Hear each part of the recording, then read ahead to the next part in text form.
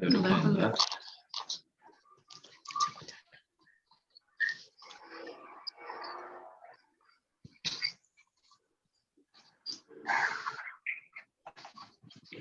Have you given me the mandate to share the screen, right? Can you give me the mandate to share this? Yeah. Can you give me the mandate to share the screen? Okay.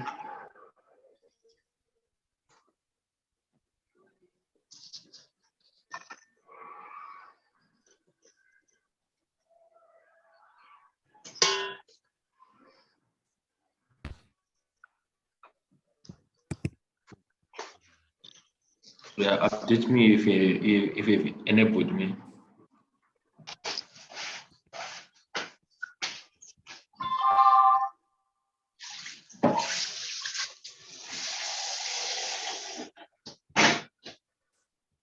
I'm waiting for you to know.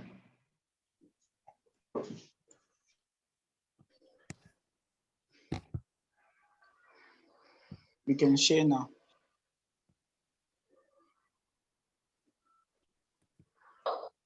Yeah, can you see the screen? Yes, we can. So let's look at introduction part to data mining, right? So I think data mining refers to the process of discovering meaningful patterns in large and complex data sets through a combination of multiple disciplines and tools, including computer science, machine learning, statistics, data-based systems. So basically, we are focusing on meaningful patterns and complex large data sets. So you need some background in computer science, machine learning, and statistics and database, right? So you realize that data mining is a subset of machine learning that centers around exploratory data analysis through unsupervised learning technique. And I hope you still remember when you covered introduction to data science, we looked at three types of machine learning. One of them was unsupervised learning. So you need to understand it only requires an input only compared to supervised, where we look at the input and the output. So machine learning is a sub branch of artificial intelligence. All right. So you realize that all this is emanating from artificial intelligence. So it is a scientific study of intelligent algorithm and statistical models that can be used by machines, which means computers, to perform human-like tasks without being explicitly programmed or trained for. So we're looking at intelligent algorithm and also statistical models. So let's look at what comes on to say what's the difference between data mining and machine learning. So we've got four differences that we have between data mining and machine learning. So they're based on data use, learning foundation, recognizing the pattern within the data, and also what accuracy. So on the data use, right, we are saying data mining relies vast repositories of big data from which it is extracted, extracts meaningful pattern. So basically, we're looking at big data when doing data mining, while this machine learning works primarily with algorithm instead of of raw data. So this one, it works on what? On algorithm instead of what? Of the raw data.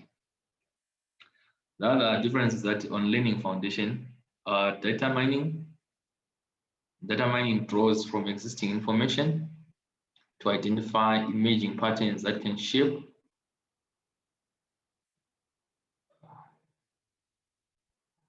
the people who are waiting. Okay. So I was saying, Tim, data mining draws from existing information to identify the emerging patterns that can shape the decision-making process of a business, while machine learning, however, can learn from the existing data created an ideal learning foundation for machine learning to itself. So this one is they're saying data mining draws from existing information, while this one it exists from the existing data. Then we've got the third difference, that recognizing the patterns within the data. Data mining can reveal some useful patterns through classification and sequential analysis, whereas machine learning can crack this up at notch by using the same algorithm used by data mining to learn from the data to be gathered, data automatic. Then we look at accuracy. Data mining may miss out on multiple connections and relationships between the data at the end, but machine learning does not, can identify the correlations between all relevant data points to deliver highly accurate conclusions. So the four differences is data use, learning foundations, recognizing the pattern within the data, and accuracy.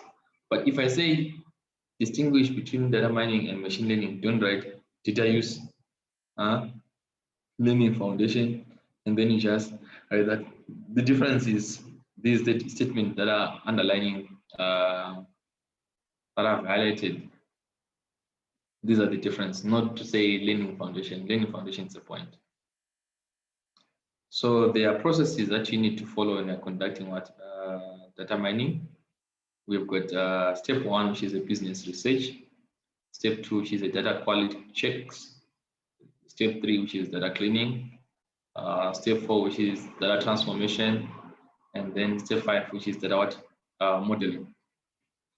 So with business research, before you begin, you need to have a complete understanding of the enterprise objectives, available resources, and current scenarios in alignment with its requirement. This will help to create a detailed data mining plan that effectively reaches organization goals. So in looking at business research, these are aims and objectives that an organization may have that you may need to meet at the end of data mining. Now you need also to do data quality checks. As the data gets collected from various sources, it needs to be checked and meshed to ensure no bottlenecks in the data integration processes. The quality assurance helps spot by underlining anomalies in the data, such as missing data interpolation, keeping the data in a top shape before it undergoes mining. So usually, some organization they save data monthly or weekly, so you'll be required to merge or combine or integrate the data so that you check if there is no missing information or missing data. So those are data quality checkups. Then after that, you do data cleaning. It is believed that 90% of your time gets taken in selecting, cleaning, formatting, and anomalizing data before mining. So that's why I put my thrust on data cleaning, because look at, you will spend 90% of your data mining on data on data cleaning. So if you're not versatile in terms of data cleaning, you may face a challenge. Then we've got data transformation, comprises 5 sub-stages here. The process involved make up data into final stages. It involves, you've got data smoothing, you've got data summary, data generalization, data normalization, data attribute construction. Then the 5th step is the data modeling. For better identification of data patterns, and several mathematical models are implemented in the data set based on several conditions. So you need to know these steps. If you're data mining, right? What's your business research? What are your objectives? What are your aims? Do the quality, the data quality checks, right? 3, do the data cleaning, data transformation, data modeling. But most of the time you spend on data cleaning. Any questions so far? If you have got a question, you can raise you can unmute. and then we discuss. If there are no questions, I can proceed. Now we've got types of data that can be mined. We've got data stored in database, data in a warehouse, transactional data, and other types of data. Because suppose we're in an organization, some data sets you need to retrieve, you need to mine them, right? So that you're able to what? To access them, right? So first you're looking at database. So a database is also called a database, a management system, DBMS, right? Every DBMS stores data that are related to each other in a way or the other. It also is a set of software programs that are used to manage data and provide easy access to it.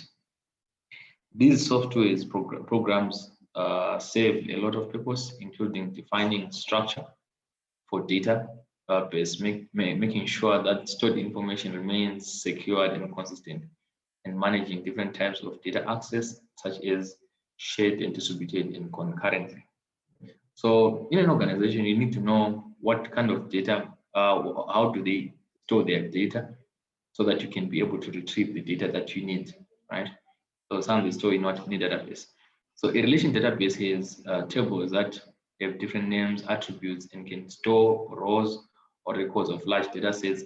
Every record stored in a table is a unique key. Entity relationship model is created to provide representation of relation database that features entities and the relationship that exists between them. So you need to know, if you get into an organization, now you need to know what format do they use to store their data so that you can be able to retrieve. So you need to know how to deal with the database as a programmer.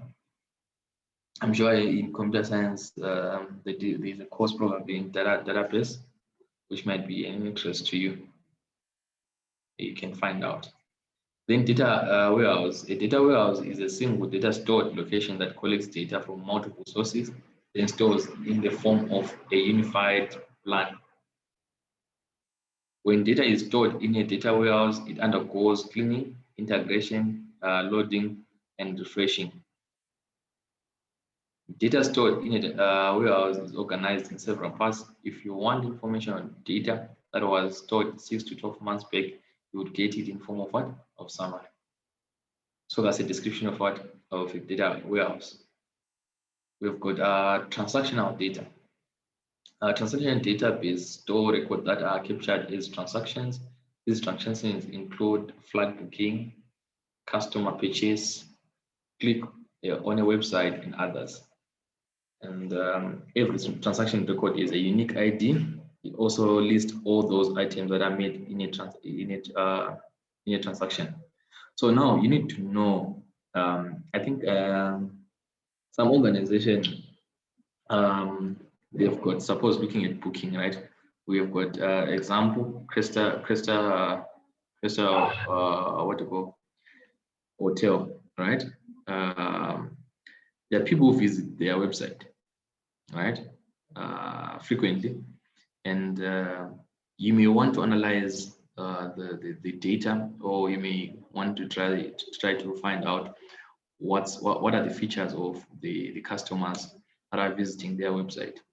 So they're called transactional data that you can extract from their website, right? Based on either booking of a conference venue or booking for a dinner, etc. So other types of data, we have a lot of other types of data as well that are known of their structure, semantic, meaning, and versatile. They are used in a lot of applications. Here, a few of those data types. We've got data streams, engineering design, data, sequence data, graph data, spatial data, and multimedia data. So one thing that you can do, guys, if you want to learn about this more, try to extract data from different platforms. And probably if you will be able to be successful, that will be good, especially if you're looking at transactional data, if you're able to to get the data from the user side, that would be good, because there are people who register programs that use it. So you need to find out what's on the site, if you're able to get the data on the site. So try by all means to implement these types of data that can be mined in different platforms. So we've got data mining techniques. These are the concepts that we're going to be looking at in this semester. These are the concepts that we're going to be looking at. I think basically we're going to look at the association, clustering, classification, prediction, sequential patterns. So here now I'm just introducing you to these concepts, but it's ideal for you guys to master these things. So I'll teach you programming in association, in clustering, in classification and prediction, and sequential patterns. I'm sure by the end of the course, we should be good with these areas. So when looking at association, this technique, a transaction and the relationship between its items are used to identify patterns.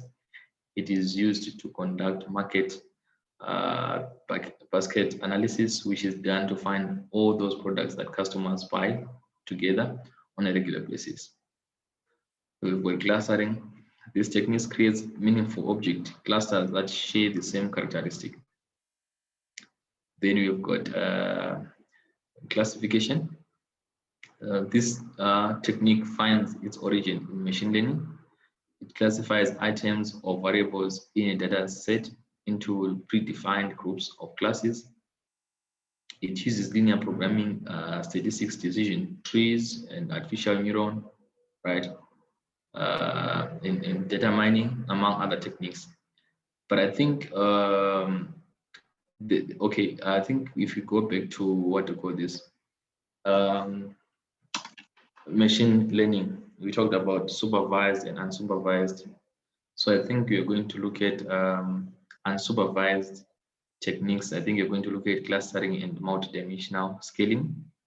So under unsupervised, you're looking at clustering and what? And multidimensional scaling. Then under classification, you're going to look at a model called logistic regression and random forest model. So I think we are not going to do many models because with time that limits us, but I think 4 models will be enough for us, because there's a lot that you can do with only those modules. So I think under supervised, which is classification, we're going to focus on logistic regression and also random forest model. So those are the models that I've picked up. I think they are key, and probably they can introduce you to a vast of opportunities. And then based on those modules, we're going to look at the prediction of this technique predicts the relationship that exists between independent and dependent variable, as well as independent variable alone. Can be used to predict the future profit depending on the sell. So we're going to look at the predictions. This technique aims to use transaction data, then probably looking at sequential patterns. That's another concept that we're going to look at, sequential patterns. This technique aims to use transaction data, then identify similar trends or patterns, events in it over a period of time. So I think sequential patterns, logistic regression, random forest model, clustering, multidimensional. Those are the concepts that we're going to focus much of our time on those concepts. So what's the application of data mining? It's applied in different areas. You need to know, if we are going to say health, how is it applied in health? Because I've realized students, if you say, okay, explain the applications of data mining, you will see somebody saying healthcare. But healthcare, you need to explain how it's used in healthcare. It can be used to identify best practices based on data and analytics, which can help healthcare facilities to reduce costs and improve patients' outcomes, right? So we've got education. We need also data mining for market basket analysis. We need it for customer relationship management. We need it for manufacturing engineering. We need it for finance and banking, fraud detection, monitoring patterns. So basically, it's applied in those particular areas, right? But you need to know how it's applied in that particular area. So there's a vast of area that we can apply data mining, but you need to be specific on on which area is it applied to. So looking at education, it aims to develop techniques that can use data coming out of education environments for knowledge exploration. Education institutions can use these techniques not only to predict how students are going to do in the exam, but also make accurate decision. I think let's open this discussion for everyone so that you see your relevance in the industry. So let me allow you guys to participate in this so that we know how we are relevant in the industry. So can somebody talk probably 8 more points on health? Where can you think you can work in health sector on healthcare? So it's open for anyone. You can respond. Where do you think data mining is applied in healthcare?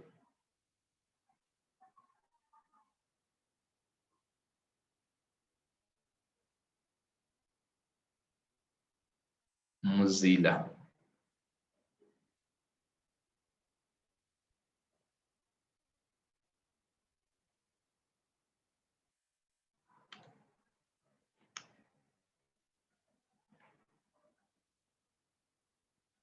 Order.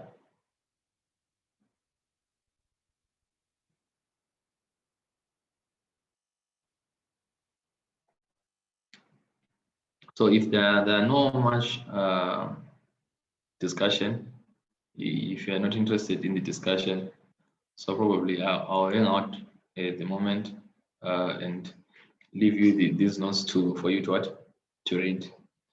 So I think I'll prepare a tutorial for this section, and I think I'll send you the notes for the next sections that you're going to be looking at. Any questions? Yeah, yes, sir. Yeah, go ahead. Morning. So what are the advantages of data mining? What are the advantages of data mining? Yeah. Data mining, you'll be able to access data. I think we talked about, I think there's a point where I talked about data, big data, in the data use. That's the difference. You're more better than somebody who just, because you bring meaningful patterns into the industry, right, that will make what decisions. So without doing those meaningful patterns that can give you what that help you to make what decision, you're not going anywhere. Because if you have to identify, look at this point that I said, identify patterns that shape the decision making process of the business.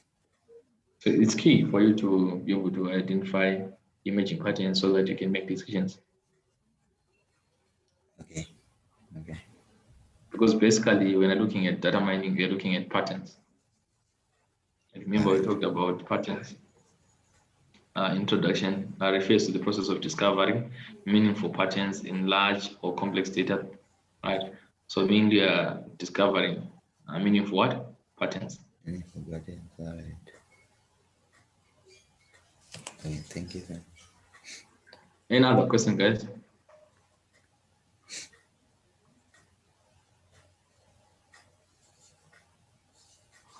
Yeah, I've decided to make these videos so short so that those who don't have data, they're able to play it, right? Yes.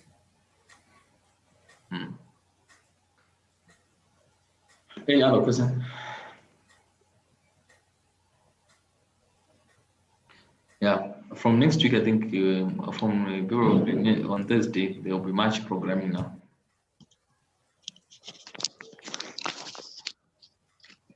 So this was more of an introduction to the course. Say, Yes, I want to ask on step number 4, data transformation. There is part A which says data smoothing, and it's reading noise is removed from the data. I want to understand what is the noise that you get from data. Okay, suppose you get your data, there are what are called outliers. Do you know outliers? Yes. You need to detect those outliers. If you realize that they're outliers, you need to remove them or just move them the data. Okay, thank you, sir.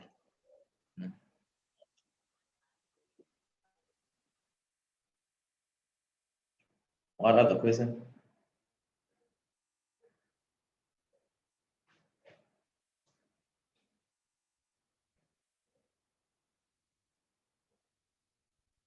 So yeah, you're done. But let me send you the data. I think now I have it. Let me send you the data for the clinic. So I'll do it after you ended the lecture. Okay, sir. So enjoy. Have a good day. Okay.